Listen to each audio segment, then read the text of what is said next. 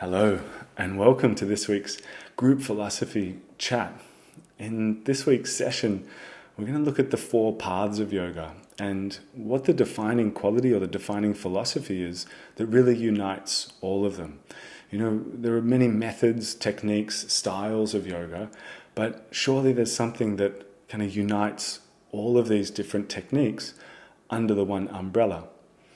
I open up this conversation with just an exploration with the group around any contradictions they might have come up against in learning yoga and learning about the philosophies of yoga, what some preconceptions might be that are out there in the general public and how that might have shifted as they immersed themselves and educated themselves a little bit more in the practices and with the philosophy of yoga itself.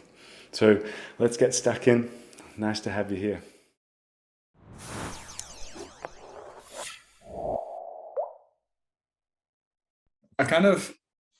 I see, although there's plenty of contradictions, I kind of feel like and I think Lucy and I were actually talking about this recently, it's more, rather than it being everything contradicting one another, more different paths to the same truth. And it's kind of, I've heard it described before as like a mountain top, and there are many different ways to ascend the mountain. And I find that the same, it's not just within yoga, but so many spiritual traditions and religions are basically all trying to get to the same place, but have very different ways, and especially in my opinion, in organized religions, some really strange and convoluted ways to get there, and maybe unhelpful ways for many.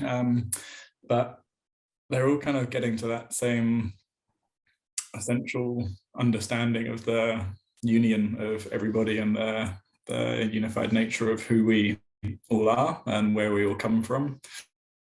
But just have really different language to express it and different practices, so whether it be worship or whatever it might be. So that's kind of where I come from. I don't necessarily, I see them as different, maybe for different stages of life or different parts of your journey. You might adopt a different tool, especially in the yogic universe. There's kind of different tools you might use to ascend that mountain. And so sometimes it might be Tantra, sometimes it might be Vedanta or whatever it is, Bhakti, and all the different lineages and things. So yeah, where I'm coming from. Amazing, and thank you, David. And that's exactly what this session's all about, is those various methods and how we can maybe break them down into what's known as the four paths of yoga. But I really think it can be broken down into really just two. But we'll look into that maybe a little bit more in depth. Just a raise of hand, who's heard of the four paths of yoga? Cool. Okay. So, and I wanted to discuss a little bit more about them, and how maybe I enjoy talking about what actually unites all of these paths, all of these different methods and techniques, because that uniting factor, I think, allows us to have a sense of perspective on each one of the paths and their, multiplicity of practices that come with them.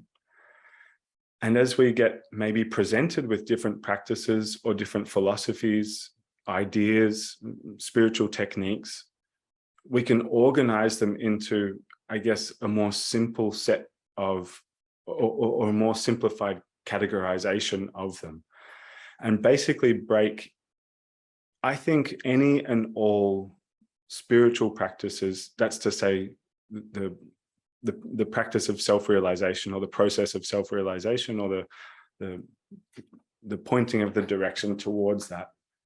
All of them can be broken down into these four fundamental paths, I think, or at least two, maybe three, but we'll see how they all are actually different facets of the same thing.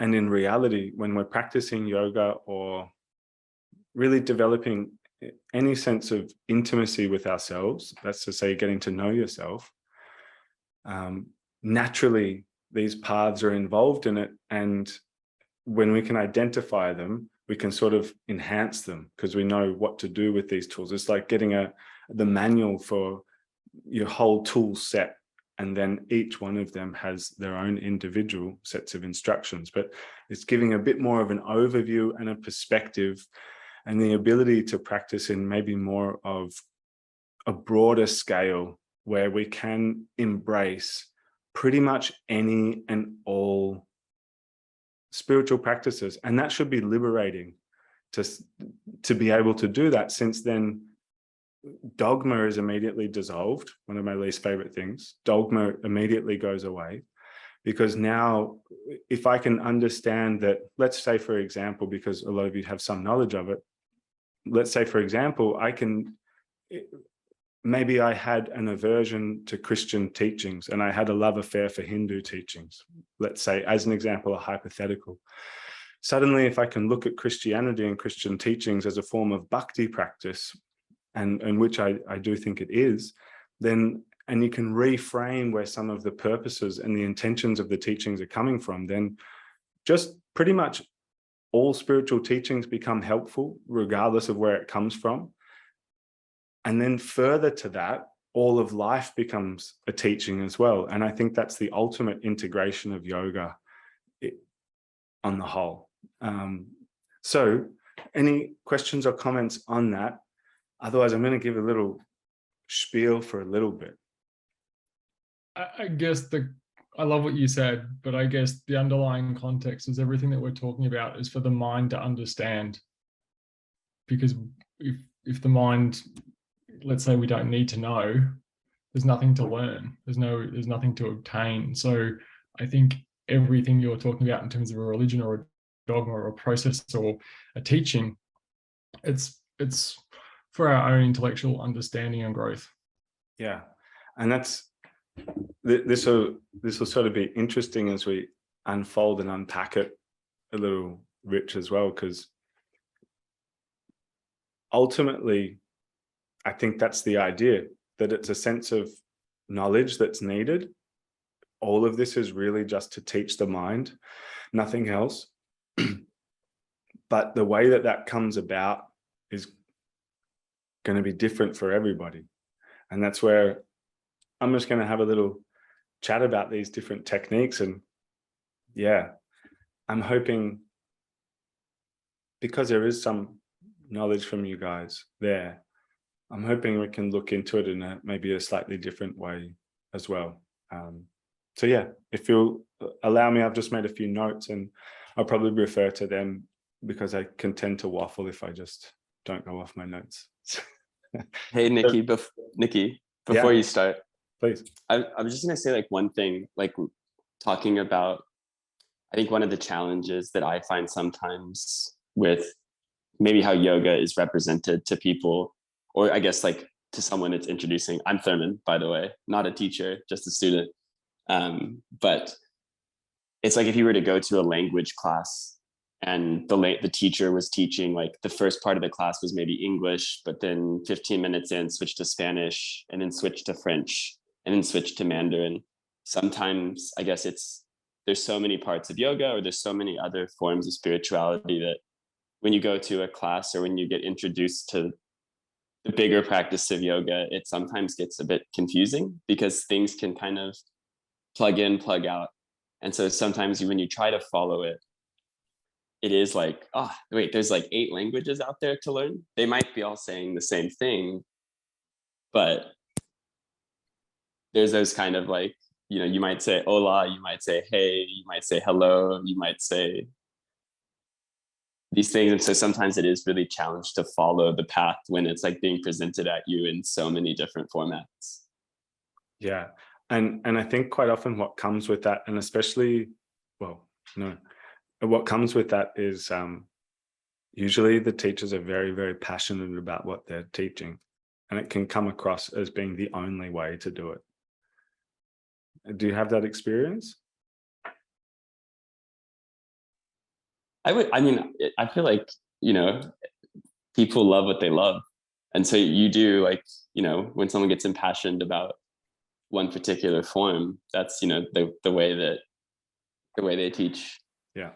But then, like you said, if you get a true, I guess, like appreciation, just the same with like language, like how beautiful is Spanish? How beautiful is French? How beautiful is English? You know? Yeah, exactly. Yeah. So I'm probably going to pose some questions to you guys at the end. Yeah, thank you, Dermot. Really, really nicely put.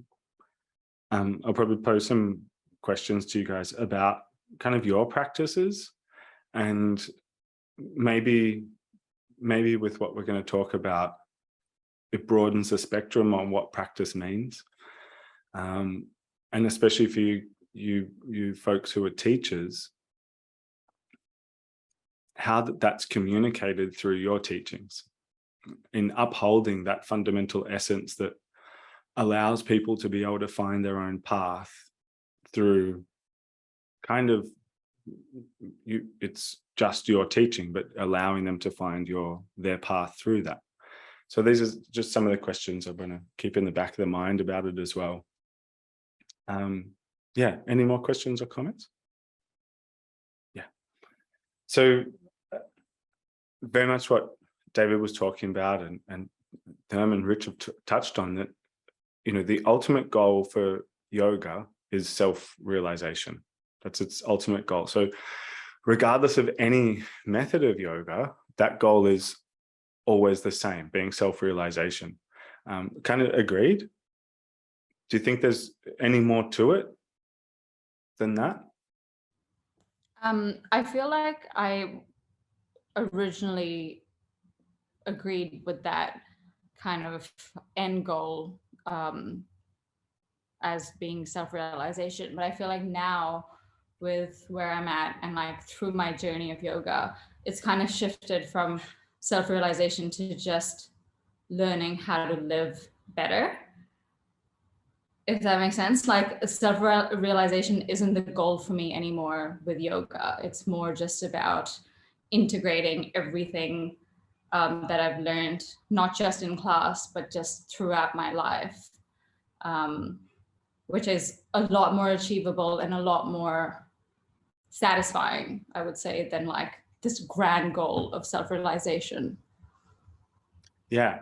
And I feel like that's like the most dedicated kind of yogi practice that you can have. Do you know what I mean? Because that's what it's all about. And I've got notes on it here about the process being the actual goal. And that's what yoga kind of means, that you're always living it. Yoga becomes a lifestyle. It becomes a way of being, rather than something that you go and pay $38 to do. Right. It becomes a way of seeing the world, of integrating with the world. And not only that, but you're taking it one step further and talking about, you know, you're really talking about one of Patanjali's sutras being abhyasa vairagya. To how do you practice? It's with non-attachment. You have no expectation of the goal of the outcome. So Ari, it sounds like enlightenment's pretty much just around the corner for you. I mean, you know what I'm talking about. That's it. It's like no attachment. So yeah, beautifully put. Yeah. So this, I guess, further to what I was mentioning, it's to fulfill our potential, So the ultimate potential is that realization, but the journey of that full potential is that engagement and that fullness with life. Do you think that's kind of relatable? And Megan, you were talking about this the fortnight ago with these flashes and integration of this sort of thing into lifestyle and as well.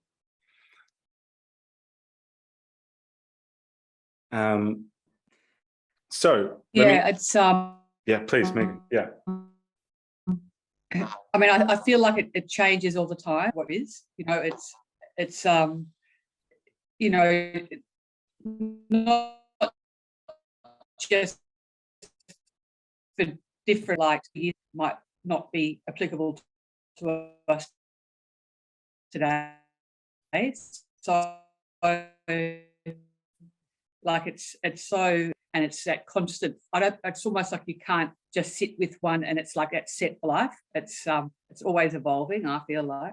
Yes. Whether it's like yoga physical practice or meditation, you know, the type of meditation, there's so many types. Yeah, but I agree with the goals that you've mentioned.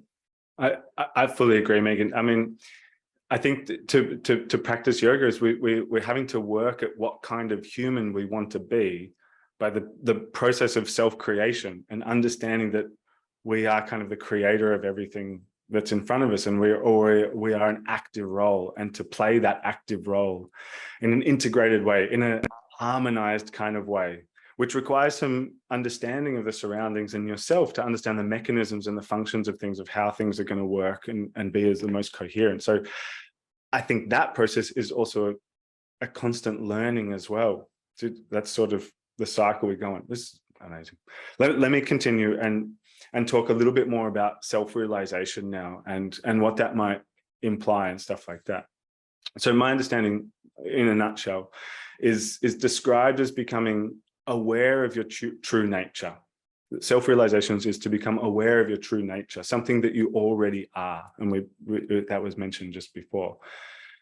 You know, and we get a bit of the explanation of what yoga is, to have the realization that you're not just an individual, you're a part of a universal, and in fact, a representation of the universal whole, or your most fundamental thing is the same thing that all things are made of, and that is consciousness itself.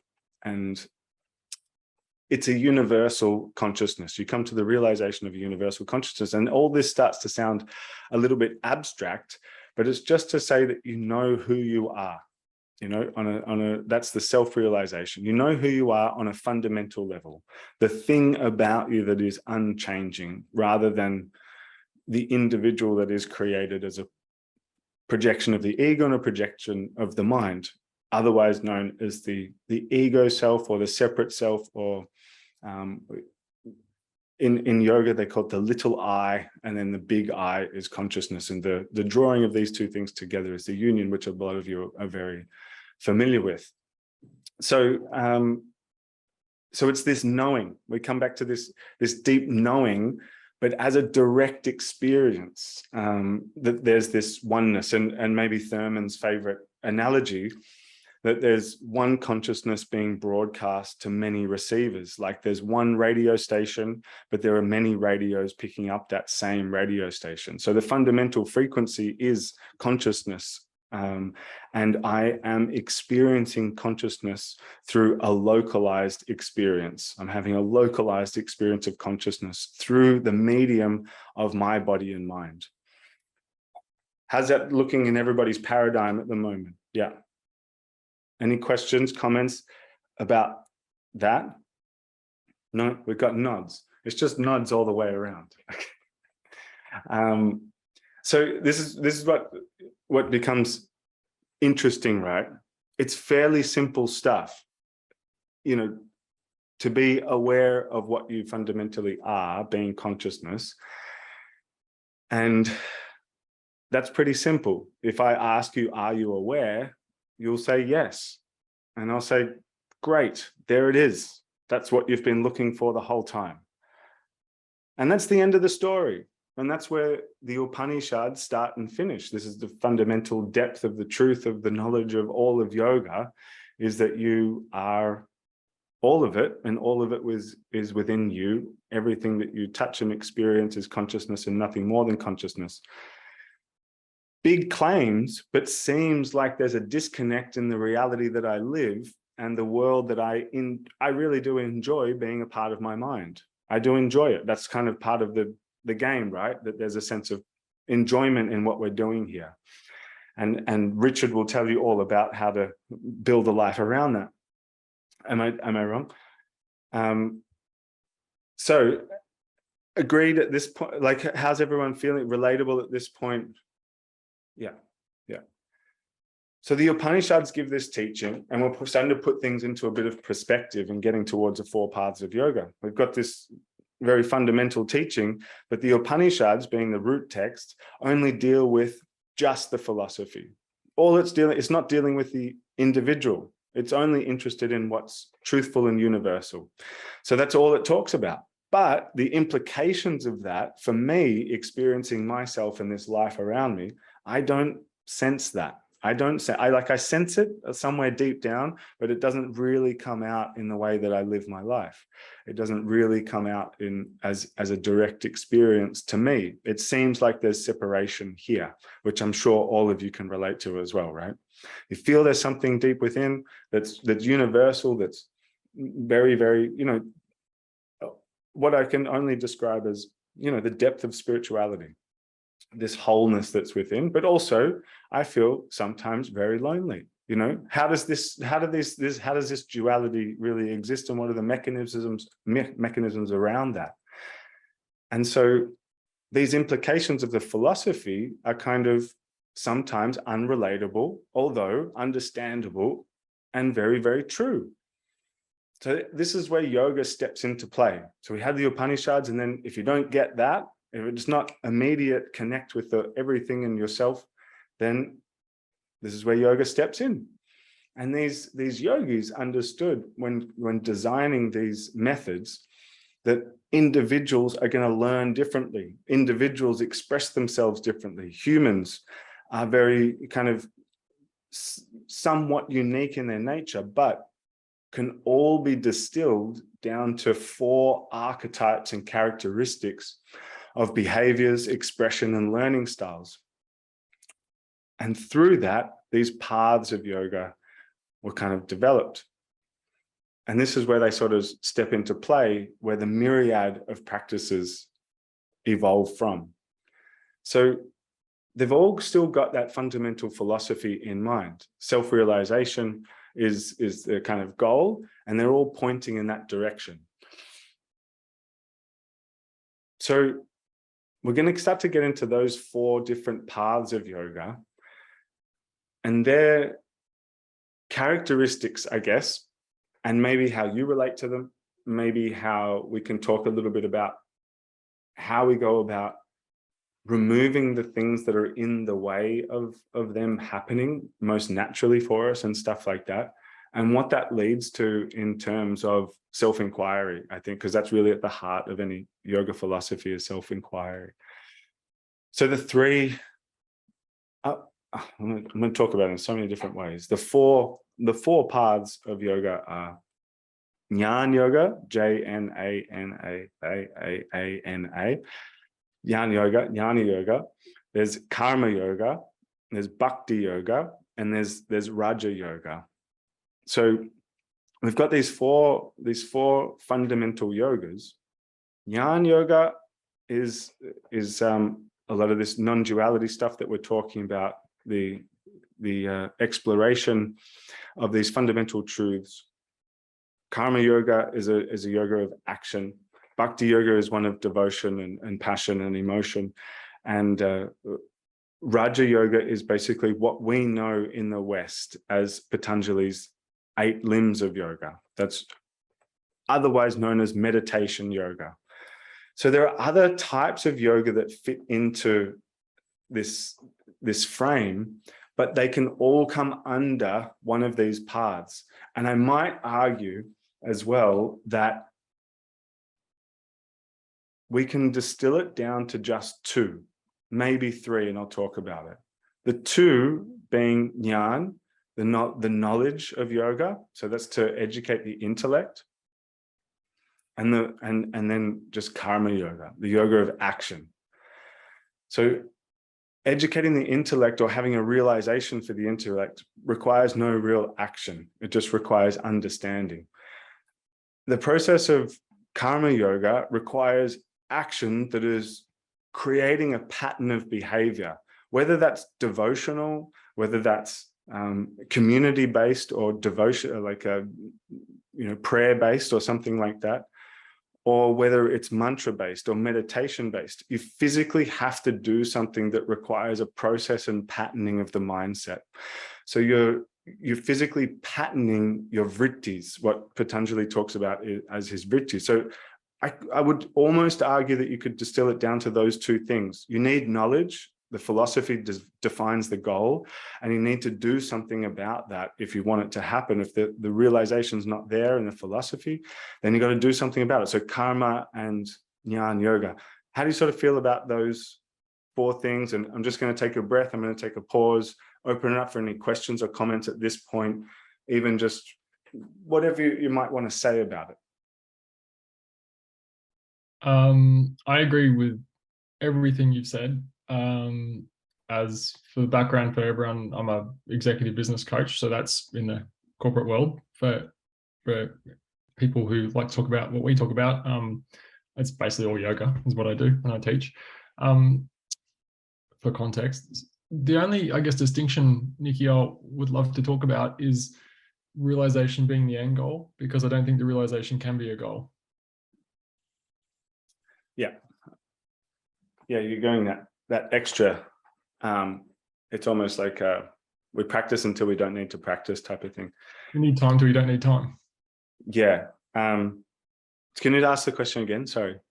So I'm very what you've done well is really articulate clearly the hop-on points for people and the various types of way that they can be introduced to yoga or the philosophy, or however it comes to their doorstep. If they're not clicking with the Upanishads and they don't understand that, then there's yoga as we know it, and they can jump in at any point that suits them and go on their journey. I guess the question or the comment more so is that I think when we talk about realization as an outcome, it's not so much an outcome or a goal.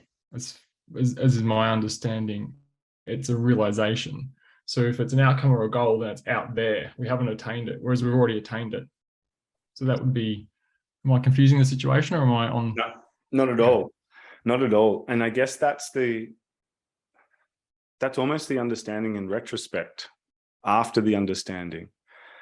For somebody that doesn't realize that, they need that sense of duality to be there, because they don't realize that.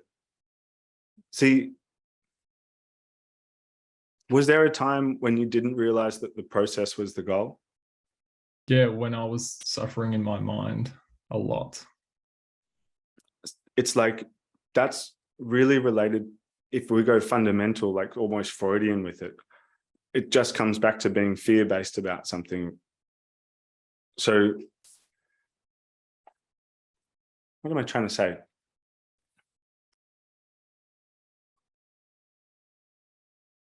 In the goal of yoga, that self-realization, you're right in the sense that it's not an event. You can't attain something that you already have. It's just a shift of perspective.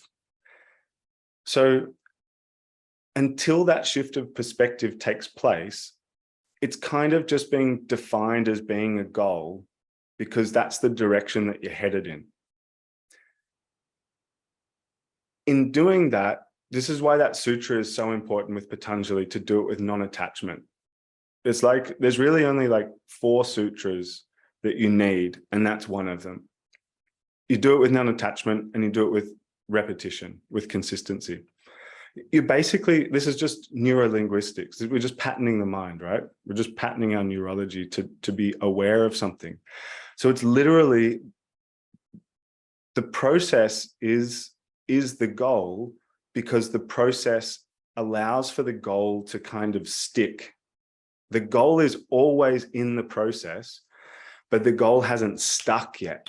Does that make sense? So it's like, you're already a winner by returning your attention to your meditation. Like, it's already done. You know what I mean? You're already a winner for just doing it.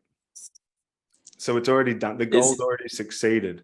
But I guess what the ultimate goal is, what they're talking about, is that it doesn't become a practice. It's stuck, and that's dissolved perspective has happened. What do you think? Isn't it funny though? Like, maybe it's just the word goal, you know, because Yeah. like goal is this, like, you know, it's more a destination, right? Like, you're here, you might leave tomorrow, but you'll return. You know, it's like, just like home. You go, you leave. Sometimes you're here, sometimes you're not. But that word goal, like Rich was saying, is like, it is, I guess as humans, we all have goals. We want to get there. We want this trophy that we've made it. It's a definition, right? It's goal. It's something out there. It's to attain. Yeah. I think what this really points out is the importance of, I think, understanding that root philosophy of yoga, to have some broader understanding of what that philosophy means, so that we can come into these dualistic practices where it's process based, but to have that understanding right from the get-go that you've already got it. You just need to remember. That's really, I thought about getting it tattooed, just remember. Because for me, and I think for a lot of you, what I'm hearing, just from what I'm hearing at this point, is that your practice is at a point where it's just a remembering. You need to remember what to do, rather than, it's almost like you don't need more information. The resolution gets clearer the more you do it. So it's just a remembering and not falling back into some other patterns that have built up really well, but you didn't really choose those patterns. And now you've got the ability of discernment and willpower and choice, and you want to progress your well-being, I guess. But that requires the undoing of patterning of old patterns to be replaced with new patterns. And it's just that non-attachment and repetition. Relatable? Yeah. I would say for most things, yes, very relatable. But I remember when I first started, like I got into a time period where I was doing a lot of like mantra and like bhakti based practices. And there was a teacher who was like, oh, it doesn't really matter if you resonate with the mantra, and it doesn't really matter if you understand what it is. If you keep saying it, it will do its job. And I didn't really, I tried it and I did it and I believed in it. But I feel like with us now in like our modern minds and how like we need to find meaning and logic in things, like just doing something for the sake of doing it and then being like, oh, it'll just work because someone said it'll work. Like that didn't resonate with me. And I didn't find that it was beneficial in the end. So I feel like the practice, yes, the practice leads you there, but like you have to have some understanding and some of your own belief in the practice, rather than just doing it because someone said you should do it and someone said that intrinsically it has this meaning that will be revealed to you with practice. Yeah. It's interesting that this is where sort of I'm biased in the sense of really enjoying how this non-dualistic philosophy, this Advaita Vedanta, kind of clarifies, I think, a lot of things in especially what Ari's talking about.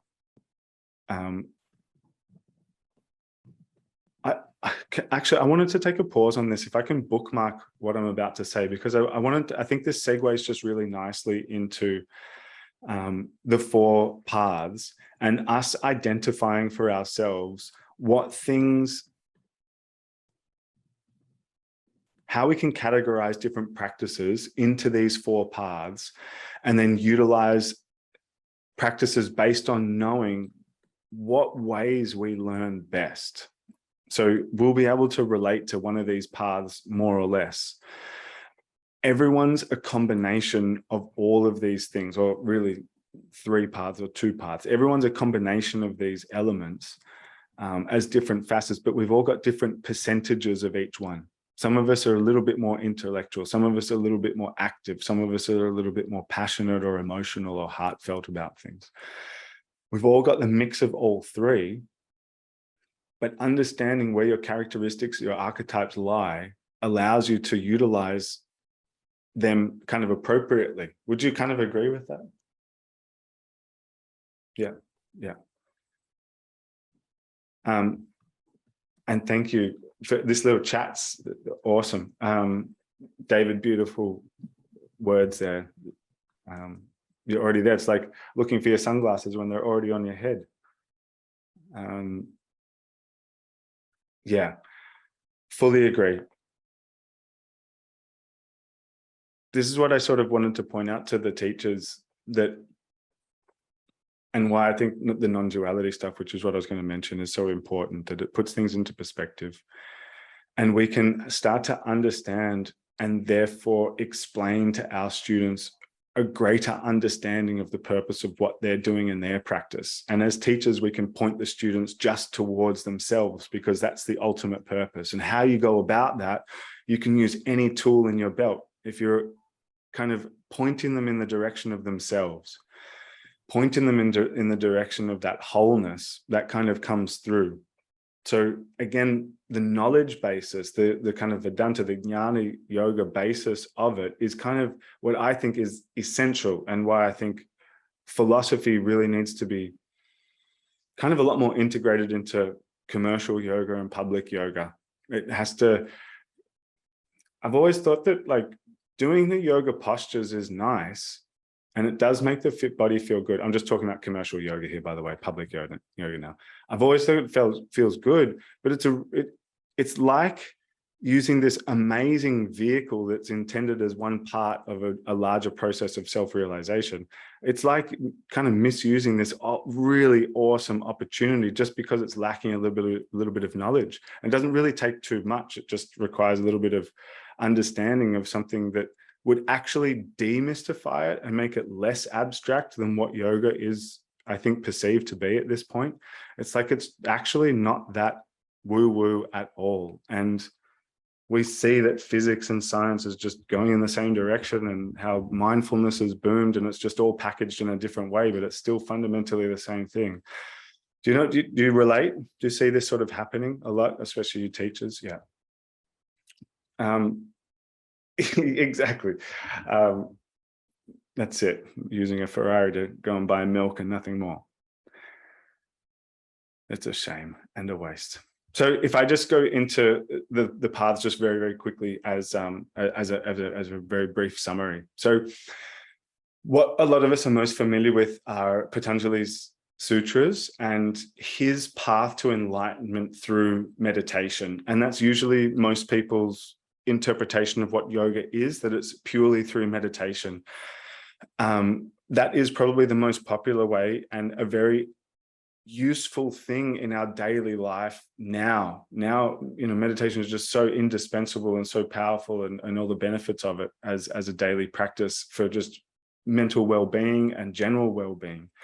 But Patanjali's process of enlightenment is through really hardcore practices, monk-like practices, and through pretty hardcore meditation. But basically what he says, and what we can kind of just bounce off, in one of his sutras, he says that his path to enlightenment via meditation states that when the pranas are disturbed, the energies of the body, when the pranas are disturbed, the mind is also disturbed. And yoga has devised 3 ways to overcome this. And he's talking about just harmonizing the energies of the body. So there's a reduction of conflict until there's a complete natural coherence where there's no obstruction to the realization of who and what you are. So it's a purification process. And yoga's devised these 3 ways to overcome these. And these are the paths of yoga. So it's basically working with the field of energy, and energy is you as an individual. There's karma yoga, bhakti yoga, jnana yoga. They all have many aspects, but they're all actually just aspects of the same system. So karma yoga is a practice of willfully controlling and directing your actions in life, in light of the philosophical understanding that everything and everyone is interconnected as parts of an inseparable whole. And one method of practicing karma yoga is Patanjali's system, because you actually have to actively do something, and it's called Raja yoga in this case, practice of meditation, basically. And that includes practices borrowed from other methods of yoga, Hatha yoga and Swara yoga and Tantra yoga and Advaita Vedanta and Jnana yoga. So, Patanjali is a curator and to devise his own system. So this idea of karma yoga, or the practice of karma yoga, also involves just generally all of your actions, but very specifically, it can involve, specific yogic purification practices of the body. But also, the karma yoga is every moment of every day of willfully controlling and directing your actions in life in kind of a right understanding of mind, which are based on morals and principles that are set up with explanations and specific stuff. So I'll move on to bhakti yoga. And it's known as the path of loving devotion towards a personal God or a Godhead. And in a broader sense, it means sort of participation, devotion, and love for any endeavor. So it's a passion-based thing, it's an emotional-based thing, a feeling-based thing, which is important in what we do in just day-to-day life, right? So it can be seen as an emotional quality of attention for all of just life's activities. And some, the godheads of Hinduism are examples of deities to be devoted to and things like that. Now, I don't think I need to go into bhakti too much. I think a lot of you are aware of it. Kirtan, chanting, mantra, singing, dancing, all of these are aspects of bhakti, expression through felt passion. And I guess there is a deep sense of emotional enjoyment in there. There's a sense of pleasure. So Jnana Yoga, the third, is known as a path of knowledge. And this method emphasizes like deep self-inquiry and definite study into philosophy. And it's a path that uses rationale and reasoning and intellectual investigation of the Upanishads. So more, almost systematic. It's very, very dry for a lot of people. It's long-winded. It requires a lot of thought, and I guess to some extent some brooding, some real just going inward and sort of sit staring at the wall and thinking about the depths of what's going on in life and yourself. And utilizing life as a kind of echo chamber to that as well. So it's basically using the mind as a means of understanding. And the method says that when the mind is disturbed, the pranas are disturbed, and if the mind is controlled, the pranas also come into control. And so this is the method of controlling the mind in rationale and understanding, rather than from the energetic perspective of harmonization. So if you know what the mind's function is and how it functions, then you'll kind of overcome it. So these are the fundamental paths of yoga, and kind of the thing that unites them all is that sense of self-realization through the many different methods. What relates to us is that I think, here we go, karma yoga is for the doers. You're an active person, straight back to an email type of thing, happy to be active physically, likes to go through a process and learn through doing, hands-on is basically the idea. Bhakti, you're emotional people, passionate people, that sort of thing, heartfelt. I think that's easy to relate to. And then Jnana Yoga, the more intellectual sense. I need to know what I'm doing. I need to have a reason for what I'm doing. Tell me why before I do it. So doers, feelers, and thinkers. And I think we're all a mix of all of these things on a different level, but there's going to be one that really floats to the surface and it draws you in. Now, you cannot dismiss the other two, though. They are absolutely essential elements, and ultimately the three come into perfect balance. One points you to the other two, and two point you to the other one. It really is some sort of holy trinity or trifecta there. It's very powerful, and you'll notice, I'll give a few examples of just some quotes I've pulled off Instagram, which when we look at it through a different lens, it sort of takes on a different picture. That this sort of understanding of it, again, helps with perspective. But yeah, I think I want to bounce it to you before I get too carried away beyond what I already have. So I'm interested in you and your practice, because let me give an example of myself for a moment. And Ari, just what you mentioned before, is very relatable to this, that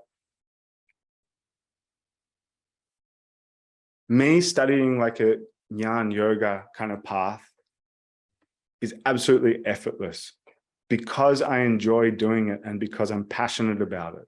So naturally, I'm active with it. You see how that's the three paths right there? I'm active because I'm passionate, because that's where what I enjoy to do is learning in that context, you know? So the one feeds the other. And then that kind of becomes a reflection of anything and all things.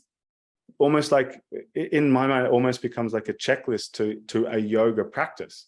Are these three elements infused into whatever I'm doing? So if I'm, let's say, make a new sequence, right? A new sequence for a class, it needs to have deep understanding behind it, anatomy, science. There's a sense of structure there, there's tradition there, and those things are upheld. So there's intelligence within it. Second thing it needs is a sense of feeling. I need to do it. Sometimes intellectually, something on paper just doesn't feel that good coming out in the body. There's an amazing magical thing with a human where we have this emotional connection to particular movements and sounds and feelings and all sorts of stuff. And that completely transforms the experience of something. So it definitely needs that sense of emotion. And not only that, my sense of passion in it. So my sense of passion infused into that. And then it comes out as me, you know, creating a sequence in the way that makes sense and is enjoyable for my body. And then the third thing to that is this sense of action. And then, you know, it just unfolds the third thing always, or the second unfolds the first and the second unfolds the third. So they kind of all come through and become a reflection of each other in the practice. I become motivated. I become a doer. I become active in the karma practice of it because of that. So there needs to be that sense of, I think, balance, which can be a nice way to check in on things of how they're going on being applicable to be kind of like yoga in a sense, because there's always a sense of self-inquiry there. There's always a sense of understanding what's philosophically, morally, ethically infused into what I want to do as a yogi and as somebody that wants to, or is interested in a life that is full, you know? I think that's what yogis are interested in, and what Ari is saying, what a few other people are saying. Yogis are interested in a life that is full of life. That's the idea of being a yogi. And I don't think it can come about without that sense of knowledge, without that sense of love, and then without that sense of action. You have to upkeep it, you have to love it, and you have to know about it or investigate into it. What do you think? I'm going to leave it there and just drop the mic. How does this relate to you and your practice, and what do you think you are? I think I'm mostly a jnana yogi. I'm secondly a karma yogi, but over the years I've realized that I'm equally just as much a bhakti, but I didn't before. And I realized that love comes in many, many forms, and it's not always what people tell you it is. But when that feeling is there, you know how to sort of access it and enhance it and stuff like that. So that's sort of my order, but they're all balancing in different ways at all different times. But I let that lead my practice. I enjoy reading, so I let myself read lots, you know, I don't hold back. Anyway, go on. I'm interested in you. Yeah, I agree so much that everyone is a mix of the three or the four paths, but also that it changes so significantly as you go on. I think in the Western world, like in Australia, most people get into it from a karma perspective. You get into yoga for that physical practice, and that kind of leads you on. So I feel like I got into it with like in the karma sense, and then I got into this like bhakti sense, and then jnani, and now I'm kind of like more probably equal jnani and karma and a little bit of bhakti, but it depends so much on like what is happening in your life at the moment. Like, what is it that you need? Like, I realized when I was doing the bhakti thing was at the beginning of COVID, and there was a lot of emotion happening, you know, like there was a lot going on, and I just needed some way to like release that emotion, and it was what I needed at the time. So it changes all the time depending on what's happening in your life and what you crave and you need, but it's always there in like parts. And it's really interesting. I feel like the way you said that, like, even jnani yogi, you have to be interested in it, and you have to be you have to love it. So in like rephrasing bhakti yoga and karma yoga and raja yoga in that sense, where it doesn't have to be like mantra or meditation or kirtan or whatever. It could just be like this love for what you're doing. Yeah, 100%. That's nail on the head what I hope to share, and what I really hope that comes out and through in the West. Because at this moment, I think that's the very thing that's holding the West and just commercial public yoga back from being, I think it's holding back from being awesome. Like I think that's the only thing that makes like a really great class or a really great teaching of any kind, that it has this infusion of all these things in it. They're usually the wonderful things that you see and feel and do, you know. So yeah, that's awesome. And I saw a few heads nodding, and I really related to it myself with like having this broader perspective on yoga and having such a wide tool belt gives me the ability, like you said, like honestly now I don't really practice asana every day. There was many years where I did, but now I use it more when I kind of need it. And sometimes I need it for months on end, you know, but I'm sort of honest, and I got a little bit more awareness around what I need. And I can feel sometimes I need to go and do something expressive, and that bhakti might come through for me as something more relaxing, like art, or I might just do some singing, or I'll put on music. Sometimes if I'm in a bit of a funk, I'll just put on music and relate to that emotional invocation. I'll put on something that makes me emote like that. Or I go to my tool belt and I'm like, I need to meditate. There isn't enough quietness here. I'm very active in my mind, you know. So, and maybe it's a combination of these things, right? And that's the beauty of being able to utilize these things in a wonderful mix. I saw some other relatable people nodding their head there. I'm wondering, maybe you guys who haven't said something or another.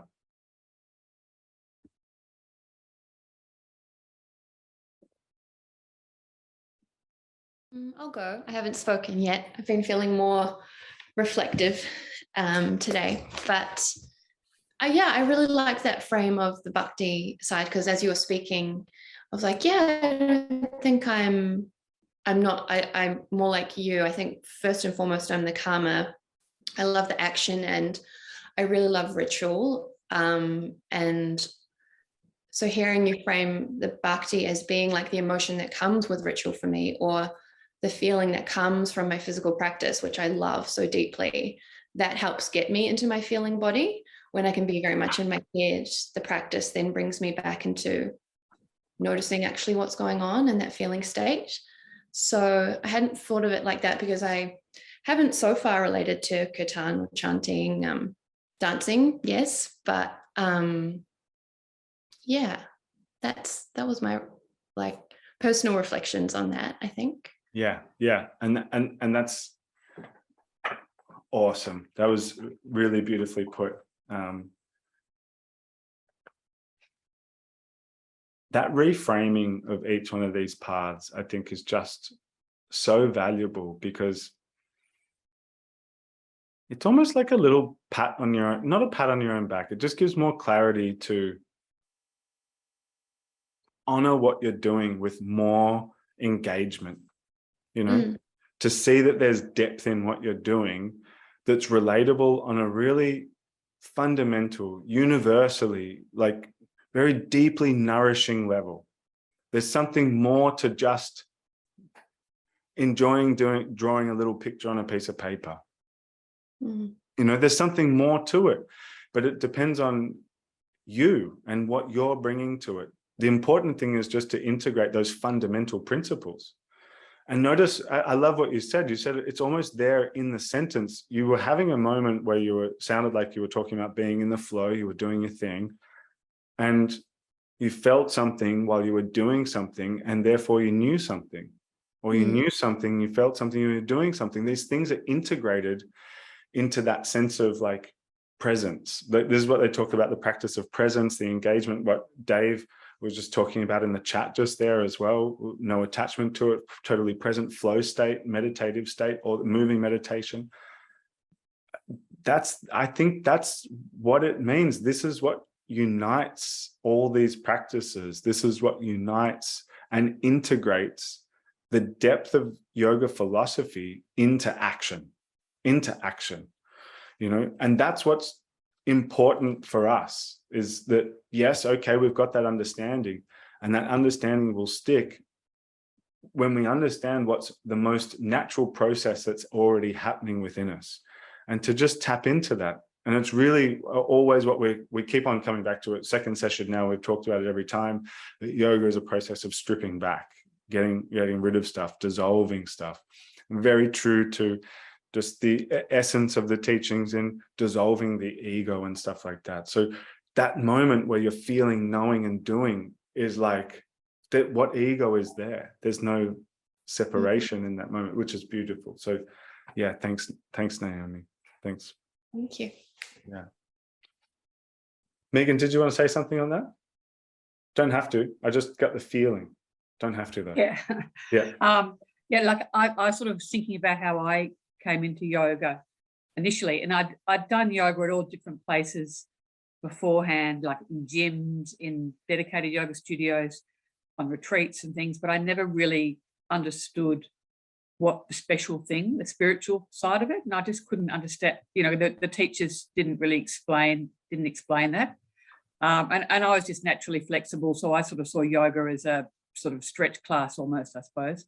But then once I did the vinyasa flow and with the heat, and which I liked doing, and then I kept on practicing it with more regularity, I noticed the effect on my mindset and the spiritual sort of side of it. And then that made me want to know why that was. I wasn't experiencing that kind of thing with other types of exercise. Why was yoga doing this and that? So then I did the teacher training, because not to teach, but to try to get some understanding about it, why it worked.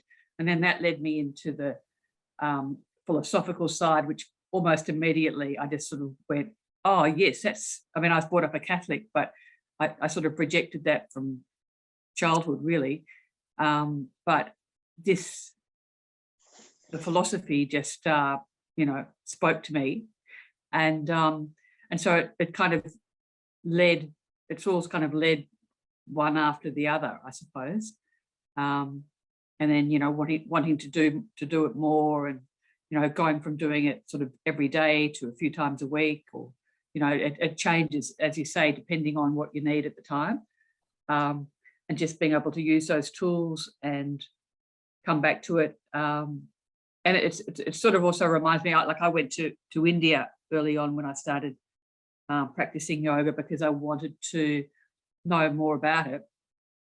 And I remember some of the temples there. You probably know, Nikki, I can't remember the name of the temple, one near the Taj Mahal, where the Mughal had the Christian and the Hindu and the, I think, Jewish symbols all entwined, because he sort of wanted to bring it all together. And I thought, isn't that great? Like, that's just it just makes so much sense to me that they are all related. And I can't figure out why the world has somehow got onto this idea of, rather than these small reasons why different religions are different, what about the big reasons about why so much of them are the same? So yeah, it's interesting how it all melds into each other. Yeah, absolutely. And I mean, I just to more of an FYI and commentary on that, which I almost touched on at the start, but I think all religion, regardless of what it is, Christianity, Islam, Judaism, these are all fundamentally bhakti. They're all bhakti. They require a real loving devotion to it, and things are done basically in the name of God. Maybe Judaism has some other nuances to it, but fundamentally it's still bhakti. And most, if not all, religions are. Buddhism, I don't know, I mean, I guess it's classified as a religion, but you ask most Buddhists and they'll say it's not a religion, it's a belief system. So there's aspects, I think, in Buddhism of it being very bhakti based, but it's also very karma based. Would you agree with that? But do you see how you can sort of take these things, look at what their principles are, look at what their methods are, their processes are, how there's a paradigm set up in just the general philosophy, and then kind of categorize it? Can you guys see that? Relate to that? And particularly if you sort of view it through the viewpoint of a lot of the teachings being metaphorical rather than based on actual truth. And so if you look at it that way, then it even more so it all comes together. Yeah. And Dave made a great comment there in tying these sort of concepts together and stuff like that. And yeah, there's some great papers and documentaries out there on how there's really only one or two archetypal stories for religion out there, and they all follow the same story. And even I might do a whole session on the yugas, the time cycles, and this just cycles of time, cycles of biorhythms, and just cycles in general. Ties into geometry and mantra and things like that. But I've lost my train of thought completely with that. I just started thinking about geometry.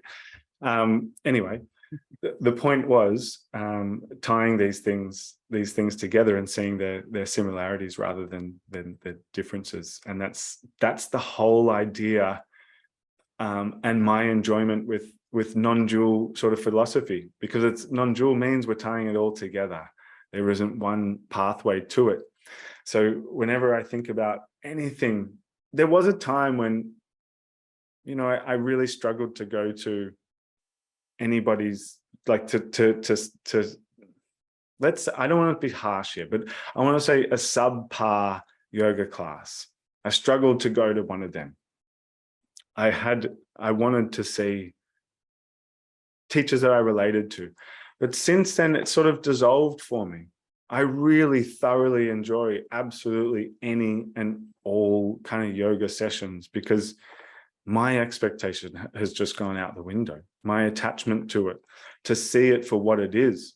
Suddenly I don't have that demand on it, And I think some of you can relate to that as well, in this enjoyment of being in the process of it, regardless of what it kind of brings with it. It doesn't always have to be the best, in that expectation. David.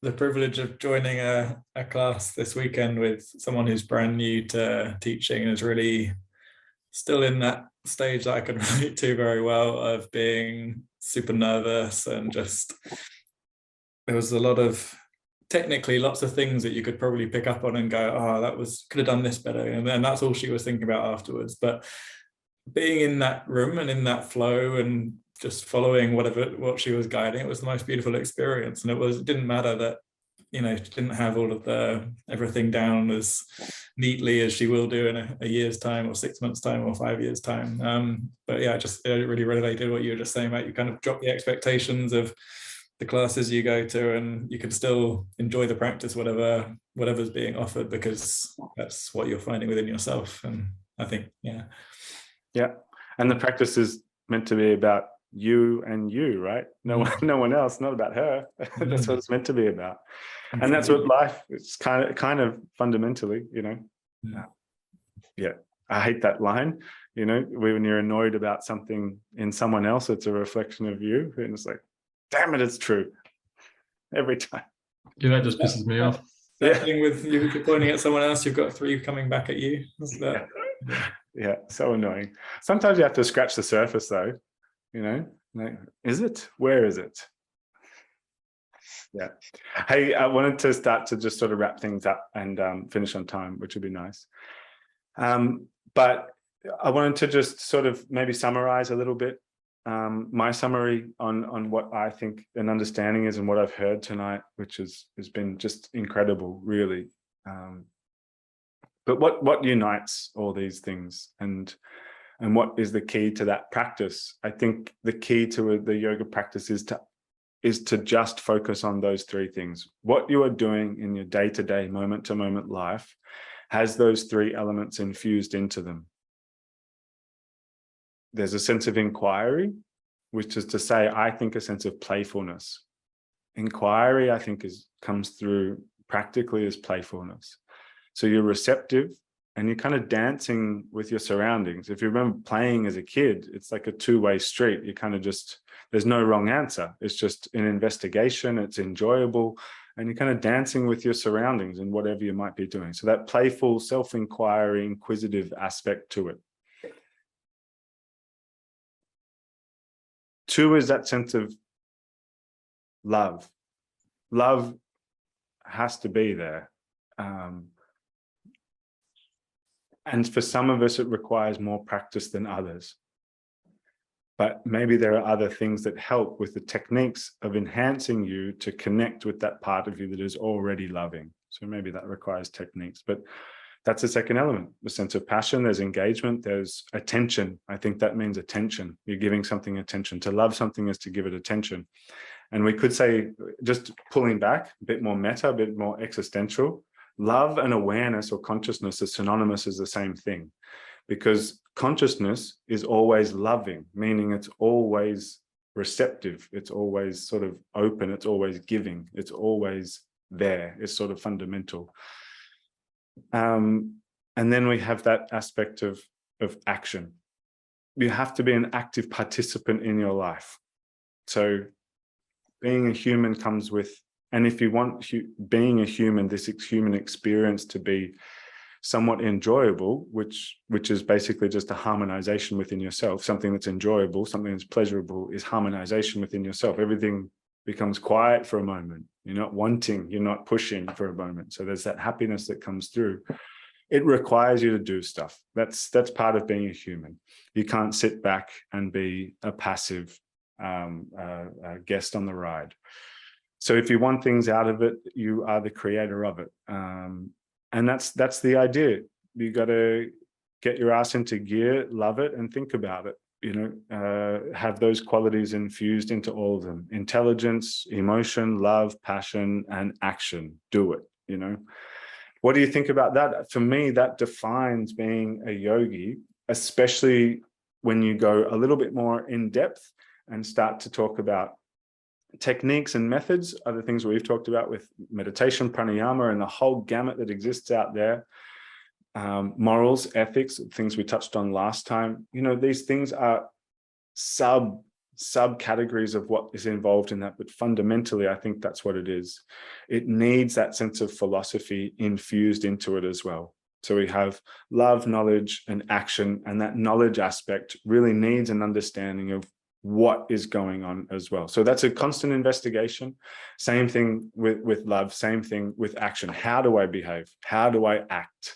Is a constant investigation. How do I love? How do I give love? How do I receive love? Is a constant investigation. And the cycle goes around and it goes around. And then your philosophy gets more consolidated, and then your love becomes more rich, and then your action becomes more effective and effortless. So it's just a cyclic thing that goes around and around.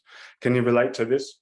Do you think that's a reasonable summary? Am I missing something? Are we missing something? What have I missed here?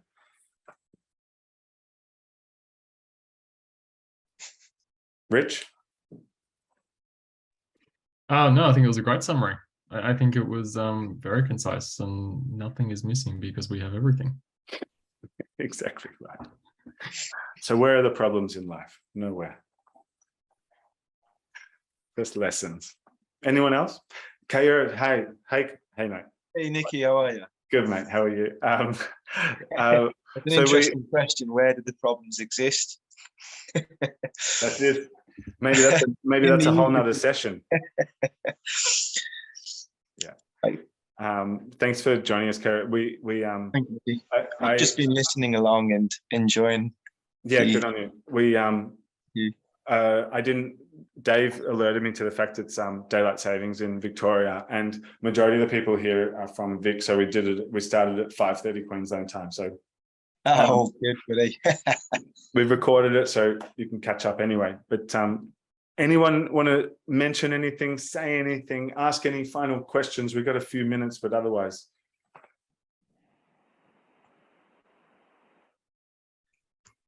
I guess I just want to bring it back to something you said right at the beginning, Nikki, or maybe it was a question you asked about what is yoga. And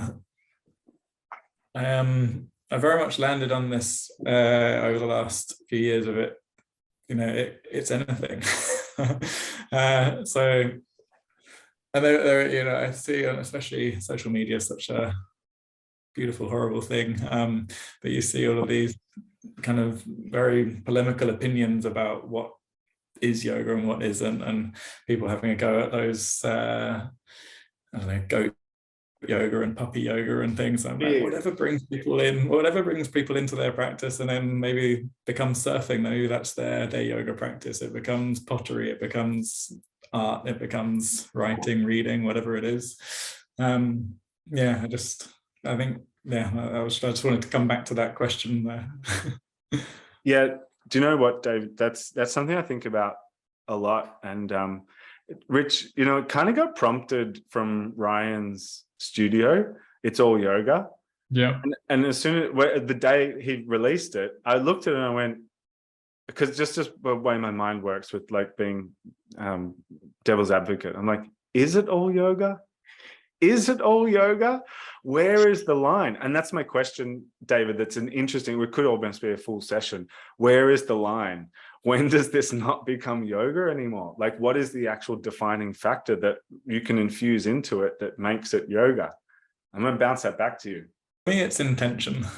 Yeah. So, yeah, you can go and do goat yoga if you want and have absolutely no connection to any kind of presence or anything. And that kind of, if you have no intentionality about what you're doing and you aren't connected to what you're doing, then there is no union, there is no yoga. So, but if you are there to be present and to practice what you need from that moment, then why can't that be yoga? Yeah. I'm biased, but for me, and it's, I don't think it's just that, but in the scriptures as well, it always comes back to knowledge, direct knowledge, and that direct knowledge is being brought as intention. I have knowledge about what I'm doing here, what we're doing. So the purpose isn't to play with goats. The purpose is to enjoy a flow state where a goat brings that about for you. In the same way a crystal does, in the same way incense come up your nose and I get a flash of India and I'm there, and I'm in a present state, that sort of thing. Is that where we're going with it? Yeah, I mean, I guess I'm being a bit flippant by saying anything, but I think anything with, if you have that knowledge and that intention to be open to whoever's teaching, leading it, and if that person is sincere in their intention, if all they're doing is trying to make money out of it for nefarious purposes, it'd be difficult to class that as yoga. But yes, if they are doing it because they think, well, here's a way, I went to a beer festival 6 years ago that had beer yoga, and it was all of these people who I can, judging by its cover, but I can imagine never done a yoga class before in their life, but because there was a glass of beer in their hand, they're like, oh, I'm going to try this, and they were all having a great time and loving it and enjoying it. And maybe that'll get them into a studio or into a private class, and so I think, why not? Let's not shut it down. Let's just I don't know, not be so divisive. Yeah, I fully agree. Look at how many people have come to yoga from Bikram.